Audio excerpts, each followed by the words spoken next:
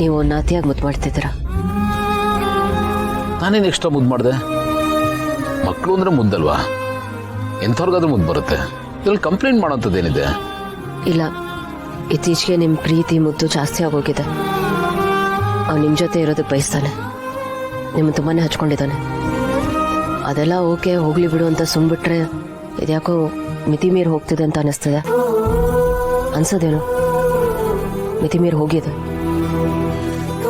ಅವನಿಗೀಗ ನಿಮ್ಮನ್ನು ತುಂಬಾನೇ ಹಚ್ಕೊತಿದ್ದಾನೆ. ನಿಮ್ಮನ್ನು ನೋಡಂಗಿಲ್ಲ, ಕೀ ಕೊಟ್ಕೊಂಬೆ ಥರ ಆಡ್ತಾನೆ. ಅದು ಅಲ್ಲದೆ ನೀವು ಅವನನ್ನ ಈ ರೀತಿ ಅತಿಯಾಗಿ ಮುದ್ದು ಮಾಡಿದ್ರೆ ಅವನ ಶಿಸ್ತು ಕಲಿತಾನೆ. ನಾನು ಅವನನ್ನ ಶಿಸ್ತಿಂದ ಬೆಳೆಸೋದಕ್ಕೆ ಪ್ರಯತ್ನ ಪಡ್ತಿದ್ದೀನಿ. ನನ್ನ ಪ್ರಯತ್ನ ಎಲ್ಲ ವ್ಯರ್ಥ ಆಗೋಗ್ಬಿಡುತ್ತೆ.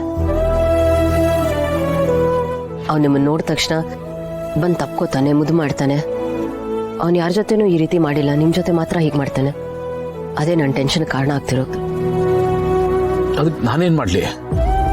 ಅವನ ಜೊತೆ ಚೆನ್ನಾಗಿರೋದು ತಪ್ಪಾಗದ್ರ? ತಪ್ಪು ಅಂತ ನಾನು ಹೇಳ್ತಿಲ್ಲ, ಆದರೆ ನಿಮಗೆ ನೀವು ಒಂದು ಗೆರೆ ಹಾಕ್ಕೊಳ್ಳಿ. ಅದನ್ನ ದಾಟಿ ನೀವು ಬರಬೇಡಿ, ನನ್ನವ್ರು ಯಾರನ್ನೋ ಅದನ್ನ ದಾಟಿ ಬರಕ್ಕೆ ಬಿಡಬೇಡಿ. ಅವನೀಗ ನನ್ನ ನೆರಳಲ್ಲಿ ಬೆಳೀತಿದ್ದಾನೆ. ನಿಮ್ಮಿಂದ ಎಲ್ಲಾನು ಡಿಸ್ಟರ್ಬ್ ಆಗಬಾರ್ದಲ್ವಾ?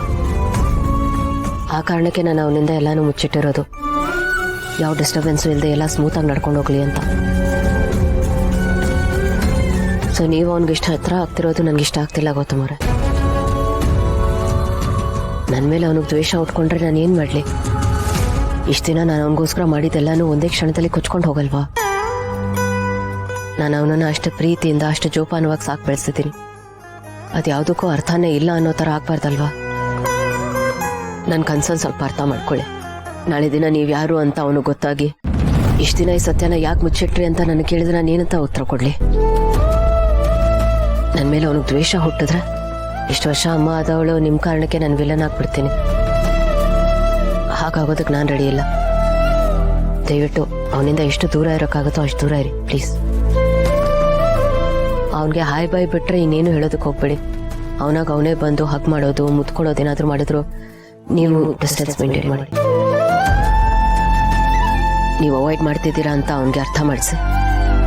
ಎಷ್ಟು ಬೇಕೋ ಅಷ್ಟಕ್ಕೆ ಮಾತ್ರ ಇಟ್ಕೊಳ್ಳಿ ಪ್ಲೀಸ್, ರಿಕ್ವೆಸ್ಟ್ ಮಾಡ್ಕೊತಿದ್ದೀನಿ.